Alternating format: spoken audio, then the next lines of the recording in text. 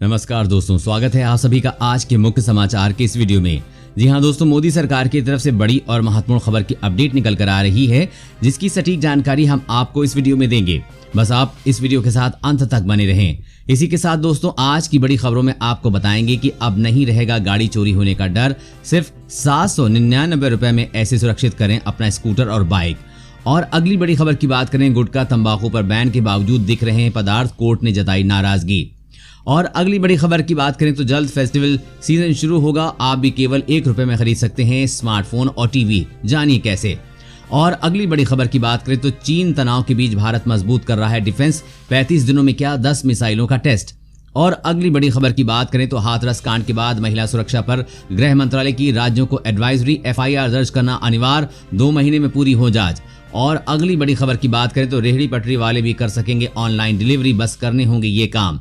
और अगली बड़ी खबर की बात करें तो अमेरिका का दावा, चीन ने भारत की सीमा पर भेजे 60,000 सैनिक। पूरी खबर जानने के लिए बने रहिए हमारे साथ। जी हां दोस्तों, ऐसी और भी कई बड़ी खबरों की अपडेट निकल कर आ रही, जिसकी सटीक जानकारी आपको इस वीडियो में देंगे। लेकिन उससे पहले आपसे एक छोटी सी रिक्वेस्ट है कि मुझे इस वीडियो को बनाने में बहुत मेहनत लगती है, तो इस मेहनत के लिए वीडियो पर एक लाइक जरूर कीजिएगा। साथ ही वीडियो के नीचे दिए गए इस लाल बटन को दबाकर चैनल को सब्सक्राइब कीजिए और घंटी को भी दबाइए, ताकि आपको दिन भर की बड़ी खबरों की जानकारी लगातार मिलती रहे। तो चलिए दोस्तों, एक एक करके सभी बड़ी खबरों के बारे में जान लेते हैं। तो दोस्तों, आज की पहली बड़ी खबर की अपडेट की बात करें तो अब नहीं रहेगा गाड़ी चोरी होने का डर।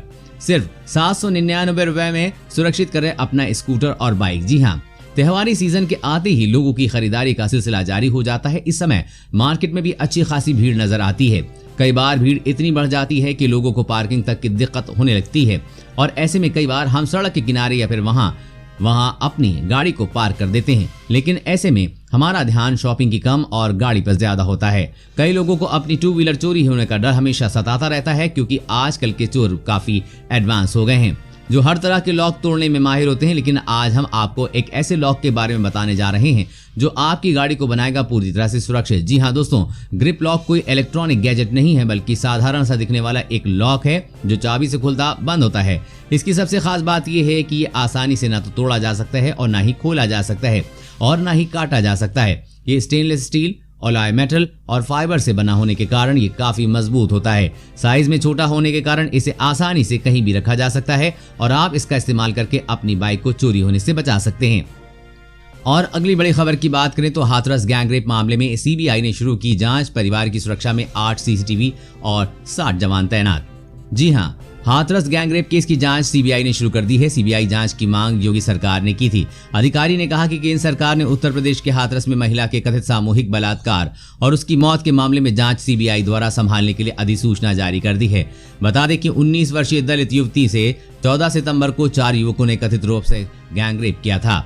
पीड़िता की 29 सितंबर को दिल्ली में सफदरगंज अस्पताल में इलाज के दौरान मौत हो गई थी। हाथरस में कथित सामूहिक बलात्कार के बाद जिंदगी की जंग हारने वाली दलित युवती के परिवार की सुरक्षा में पुलिस ने उनके घर के बाहर और अंदर 8 CCTV कैमरे और एक मेटल डिटेक्टर लगाया है। इसके अलावा पीड़ित परिवार के घर के पास दमकल की एक गाड़ी तथा खुफिया विभाग के कर्मचारी भी तैनात कर दिए गए हैं।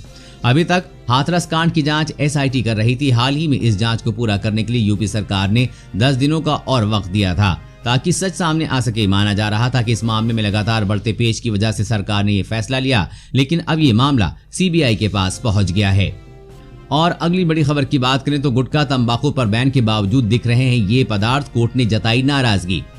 जी हाँ, झारखंड में प्रतिबंध के बावजूद गुटखा और तंबाकू जनित पदार्थों की धड़ल्ले से हो रही बिक्री। हाईकोर्ट ने शुक्रवार को नाराजगी जाहिर की। एक जनहित याचिका पर सुनवाई करते हुए chief justice doctor Ravi Ranjan और डॉक्टर सुजीत नारायण प्रसाद की अदालत ने कहा कि गुटखा की बिक्री खुलेआम हो रही है, हर गली मोहल्ले में ये आसानी से उपलब्ध है। सरकार जब कानून का पालन नहीं करा सकती तो ऐसा कानून बनाती ही क्यों है? आखिर सरकार की कौन सी लाचारी है कि गुटखा के परिवहन, निर्माण और बिक्री पर रोक के बावजूद यहाँ गुटखा पहुंच रहा है और इसकी बिक्री भी हो रही है।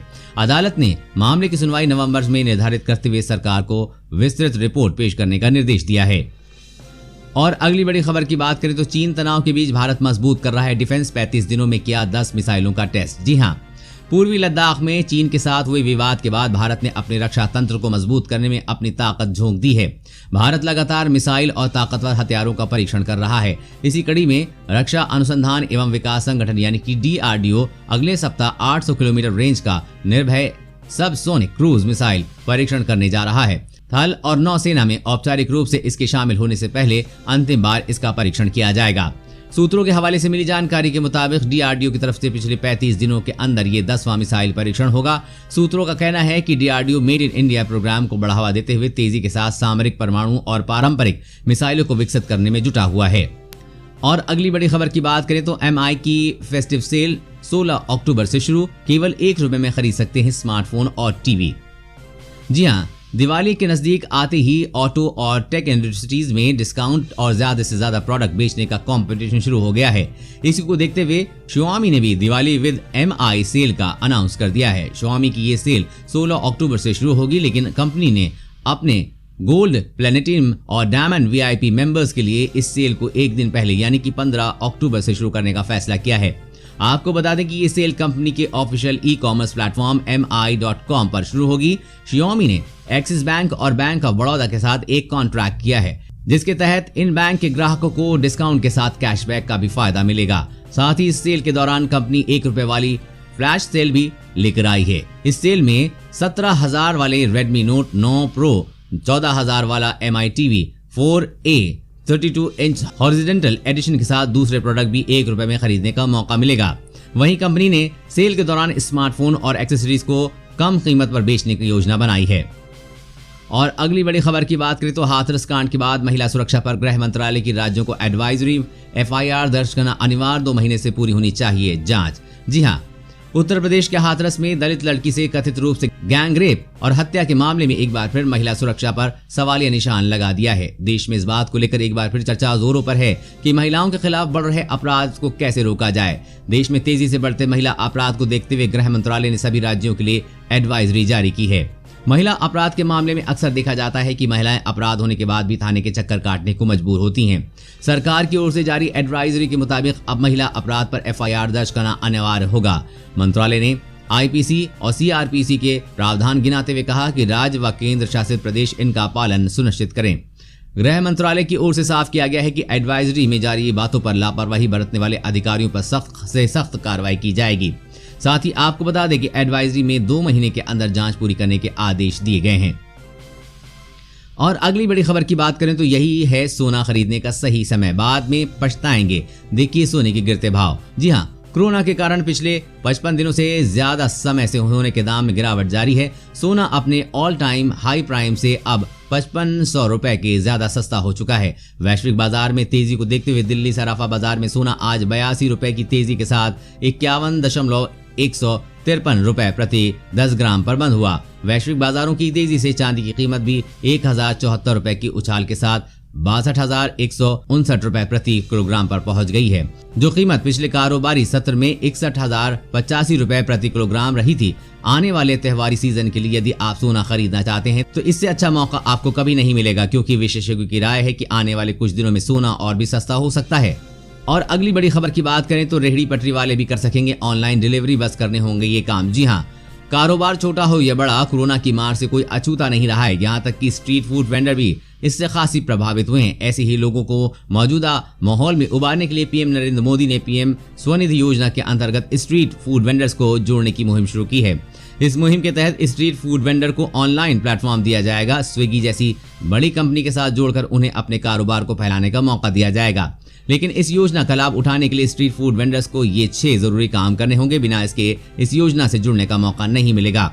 पीएम स्वनिधि योजना के अनुसार स्ट्रीट फूड वेंडर को सबसे पहले पैन नंबर लेना होगा, फिर FSSAI में रजिस्ट्रेशन कराना होगा, ऐप चलाने और अपने मेन्यू का डिजिटलाइजेशन करने के लिए टेक्निकल ट्रेनिंग लेनी होगी। ये ट्रेनिंग सरकार दिलाएगी। इसके साथ ही हर सामान की कीमत निर्धारित करनी होगी, पैकिंग प्रक्रिया को बेहद बनाना होगा और उसके बाद ही दुकानदार को ऑनलाइन फूड डिलीवरी के क्षेत्र में जानी मानी कंपनी स्विगी से जोड़ा जाएगा।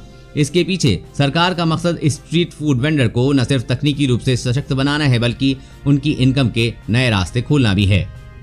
और अगली बड़ी खबर की बात करें तो अमेरिका का दावा, चीन ने भारत की सीमा में भेजे 60,000 सैनिक। जी हां, लद्दाख में LAC में भारत और चीन की विवाद को दूर करने के लिए कई दफा कमांडर्स रैंक की मीटिंग हो चुकी है। साथ ही दोनों देशों के विदेश मंत्री भी मामले पर कई बार चर्चा कर चुके हैं, लेकिन मुद्दा सुलझने के बजाय और बिगड़ता जा रहा है। चीन अपनी हरकत से बाज नहीं आ रहा है। एक बार फिर ड्रैगन ने भारी संख्या में अपने सैनिक की टुकड़ी को LAC पे भेज दिया है। इस बात की जानकारी अमेरिका के विदेश मंत्री माइक पोम्पियो ने दी है। सीमा पर गतिरोध के बीच चीन ने वास्तविक नियंत्रण रेखा पर 60,000 से ज्यादा सैनिकों को तैनात कर दिया है।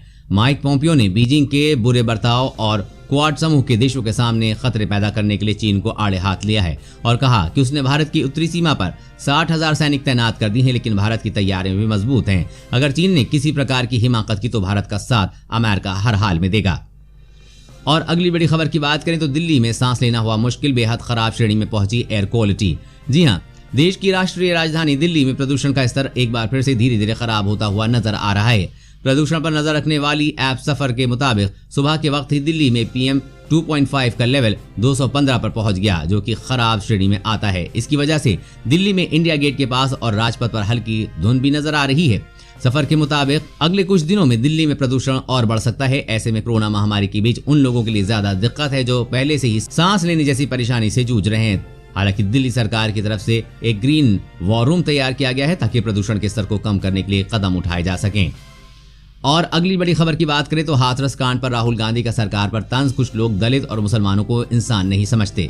जी हां, उत्तर प्रदेश के हाथरस में दलित लड़की के साथ कथित गैंगरेप और हत्या के मामले में एक बार फिर कांग्रेस के पूर्व अध्यक्ष और सांसद राहुल गांधी सरकार पर हमला बोला है। राहुल गांधी ने यूपी की योगी आदित्यनाथ सरकार पर हमला बोलते हुए ट्वीट किया है कि शर्मनाक सच्चाई ये है कि कई भारतीय दलित, मुसलमान और आदिवासियों को इंसान समझते ही नहीं है। हाथरस में दलित लड़की के साथ हुई दर्दनाक घटना के बाद से कांग्रेस लगातार बीजेपी पर हमलावर हो रही है। मामला जब सियासी अखाड़े से निकलकर सड़कों तक आ चुका है। राहुल गांधी जानते हैं कि यूपी सरकार इस मामले में बैकफुट पर आ चुकी है। यही कारण है कि उनका तेवर और हमलावर होता जा रहा है। दोस्तों, आज की खबरों में बस इतना ही। इसी तरह हर रोज काम की खबरें जानने के लिए आप हमेशा हमारे साथ जुड़े रहें। हमारे साथ जुड़ने के लिए वीडियो के नीचे दिए गए इस लाल बटन को दबाइए और साथ ही इस घंटी को भी दबाइए ताकि आपको हर खबर की सटीक जानकारी मिल सके। जय हिंद।